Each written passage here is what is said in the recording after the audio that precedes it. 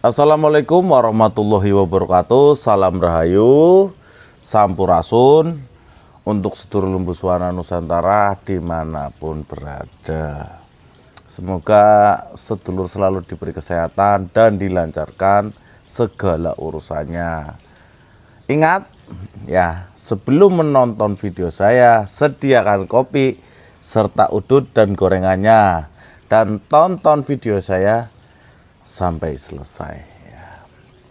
Kali ini saya masih membahas ya tentang gimana sih ya cara kita itu merawat pusaka untuk para pemula ya, seperti saya juga ya, dan untuk orang-orang yang ingin ya langsung membeli keris itu, ingin menikmati secara kegaiban dan tuahnya. Sebenarnya ya sedulur, kalau kita memiliki kepekaan atau sudah ada yang namanya itu bakat alam dalam kegaiban itu, mungkin bisa langsung. Setiap orang itu memiliki energi, tapi energi itu sudah aktif ataupun pasif kalau menurut saya ya, pengalaman saya.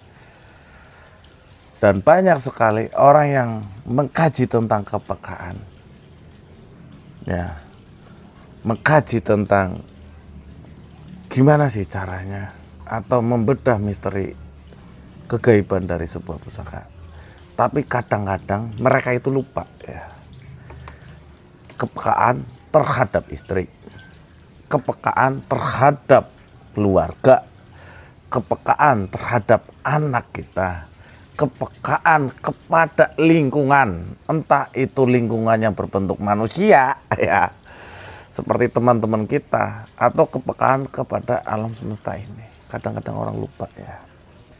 Jadi yang namanya peka itu bukan hanya untuk ke pusaka, tapi untuk semuanya ya.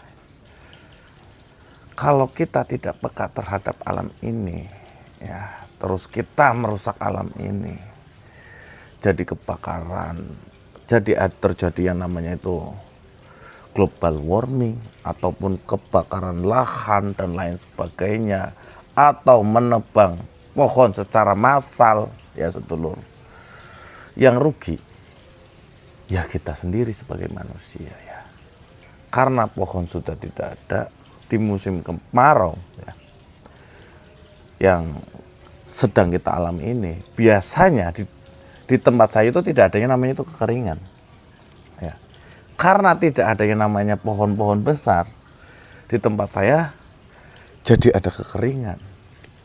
Di zaman saya kecil itu tidak ada yang namanya itu angin sebesar itu, karena ada hutan ya kan, menahan angin ya kan. Di zaman sekarang saya tinggal di tempat saya sendiri, itu angin bisa sangat besar sekali ya. Jadi kita yang namanya peka itu bukan hanya untuk sebuah pusaka, tapi untuk semuanya ya kan. Biasanya ya, saya buka dulu, bismillahirrahmanirrahim. Ini adalah saya sedikit informasikan, ini keris Kalanada ya, dengan pamor gelengan ya. Estimasi tangguhnya itu adalah Mojopahit. Ini keris-keris tangguh tua, dan alhamdulillah kita bisa lihat keadaannya masih sangat bagus walaupun sudah korosi ya. Gimana sih Ki caranya ya? Banyak sekali orang-orang yang awal ya ingin tahu tentang misteri sebuah keris ya. Kalau saya sarankan, pelajari dulu budaya keris atau asal keris itu dari daerah mana. Kalau saya ya. Kedua, kita pelajari tentang pamornya, filosofi dari pamornya ya, filosofi dari dapurnya, seperti keris Kalanada menunggu waktu ya kan, kayak gitu. Jadi saat kita hidup di dunia itu harus memanfaatkan waktu sebaik-baiknya, kayak gitu. Entah itu untuk keluarga, untuk semua teman, ya, atau untuk alam semesta ini. Kalau saya ya, filosofinya seperti itu, Kris Kalanada ini. Pasti saya pribadi pun pernah merasakan, dan teman-teman sedulur lembu suara pun pernah merasakan. Awal-awal ya, saat kita ingin memiliki sebuah keris, itu saat kita masih menawar ya kepada para kolektor ataupun para teman-teman yang memiliki keris banyak, itu biasanya rasa bahagia itu akan keluar. Kadang kita dandanin lagi, ganti warangkanya ya, sesuai dengan apa yang kita inginkan gitu. Biasanya nih untuk para awal-awal pemula ya. Dan untuk teman-teman yang lagi merasakan di fase itu, saya juga pernah merasakannya. Pulang kerja, kita ambil pusakanya. Biasanya untuk para pemula, kita minyak itu seperti kita mandiin. Kita lihat pamornya, bahkan kita bolak-balik. Kalau saya biasanya saya ajak tidur, saya peluk kalau saya. Dan di situ tuh ada rasa kebahagiaan, sedulur. Setelah kita menikmati secara pamornya, kita cari tahu lagi tangguhnya itu apa, filosofinya itu apa, ya. Itu akan lebih membuat kita itu cinta dan ingin merawat pusaka itu. Sampai kita sediain tempat, kita bagusin ya. Dan kita membuat ruangan khusus biasanya ya. Sampai ruangan khusus itu terasa sangat indah. Dan memang yang namanya pusaka keris itu kan dibikin oleh empu dengan tata cara ya, dengan treatment khusus. Nggak mungkin dong kita taruh sembarangan kayak gitu. Untuk para pemula, saya sarankan pegang keris dulu ya, seperti ini. Setelah kita pegang, mungkin 1 menit atau sampai 2 menit ya, itu kita akan merasakan suatu getaran atau seperti detak jantung ya. Kalau saya merasakan seperti getaran, bukan detak jantung. Kalau saya ya, mungkin untuk para pemula akan merasakan seperti dut dut dut itu. Dan rata-rata mereka kira itu adalah jantungnya dari keris. Sejak kapan keris punya jantung? Ya kan kayak gitu. Padahal itu adalah detak jantung dari kita sendiri. Ya. Kenapa? Karena keris itu mengeluarkan energi ya.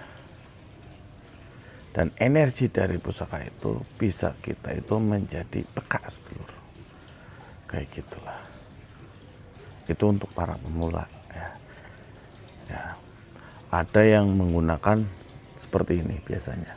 Ada sistemnya. Jadi mereka bisa merasakan seperti di sini kedut-kedut. Padahal itulah adalah kedut-kedut dari jantung kita, detak jantung sama detak jantung kita. Tapi si keris itu mengeluarkan energi ya, yang membuat kita itu tenang.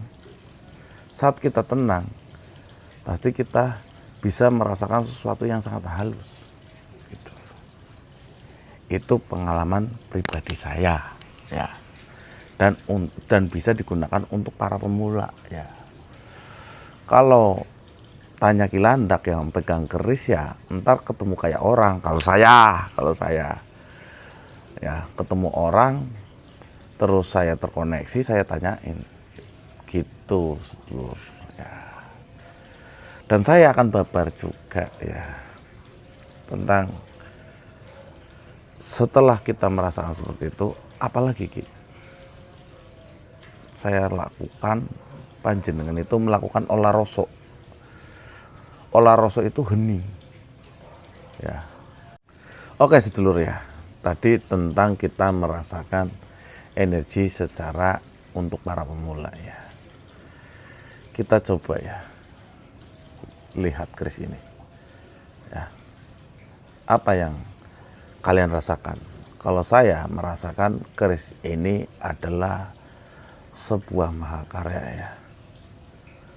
Dibikin dengan komponen-komponen bahan yang terbaik ya. Dan juga keris ini dimiliki seseorang yang dekat dengan pemimpin, atau kalau zaman dulu itu rajanya. Kenapa Ki? Karena menayu.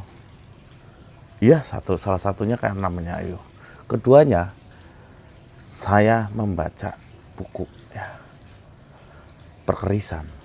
Luk 5 itu diperuntukkan hanya untuk orang-orang yang memang dekat dengan raja, entah itu pangeran, entah itu dia itu pejabat. Ya, katanya di zaman dulu ya kan, kita ngomong zaman dulu nih, jangan-jangan sekarang ntar diprotes. Saya punya duit, saya orang biasa, saya beli bisa. Ya, karuan gue ta. Saya ngomong dari zaman dulu, bukan cuma dari penayuhan saja. Kita bisa melihat sejarah itu dari buku. Luk 5 ya, atau Pandowo hanya diperuntukkan untuk orang-orang yang darah-ningrat lah di zaman dulu. Saya bisa bilang itu. Kedua, kenapa saya bilang keris ini dibikin oleh empu yang memiliki keilmuan yang sangat luar biasa dan bahannya juga sangat bagus. Dari penayuhan, kita pakai logika aja nih. Jangan gaib dulu.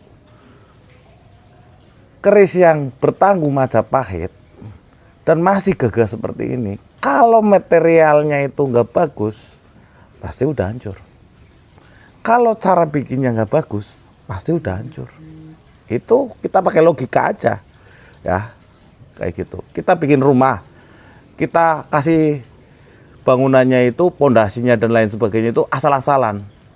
Nggak sampai setahun aja udah hancur, kena goyangan dikit dari gempa aja udah hancur ya kan. Tapi kalau memang dibikin dengan fondasi yang kuat, dengan bahan-bahan yang sangat bagus dan bermutu, pasti akan bagus. Ini kita main logika nih. Ya, oke. Gitu. Dan keris ini adalah keris gelengan. Biasanya mau itu secara saya ngobrol dengan para senior ataupun saya ngobrol dengan entitas gaib, itu hanya bisa dibikin oleh empu-empu yang memang sangat senior. Kenapa? Why? Karena sebenarnya gelengan itu ada pamornya. Kalau bukan empu-empu yang sudah biasalah dalam bahasanya wong Tegal, tapi dia ingin membuat hasil karya yang sangat kuat ya. Entah itu kuat secara eksoterinya ataupun secara kegaibannya, itu memang sangat sulit sekali membuat keris dengan pamor gelengan. Karena di balik keindahannya itu ditutup dengan warna hitam. Gitu sedulur. Dan untuk tuahnya ya, keris-keris gelengan memang sengaja dimanfaatkan secara kegaibannya saja. Itu aja. Ya. Kerisnya ini bertanggung Majapahit ya. Dan masih sangat gagah. Original. Alhamdulillah saya bisa mendapatkannya sedulur. Dan itulah sedikit tip ya dari saya untuk para pemula, untuk para penikmat Tosan Aji, dan para orang-orang yang sadar ya ingin merawat peninggalan-peninggalan leluhur atau pusaka peninggalan leluhur ya. Semoga apa yang saya ucapkan ini bisa menambah referensi dan menghibur sedulur Lumbusuana Nusantara dimanapun berada ya.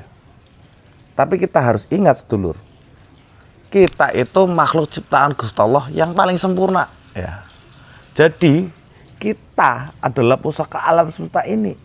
Sama halnya sesakti-saktinya keris yang kita miliki. Tapi secara duniawi kita hanya diam saja. Ya tidak bisa ya. Secara duniawi pun kita harus jejek dan ajek. Ya kan? Gitu sedulur ya. Akhir kata, wassalamualaikum warahmatullahi wabarakatuh. Salam rahayu, sampurasun, dan jangan lupa like, share, komen, dan subscribe. Jangan lupa bahagia.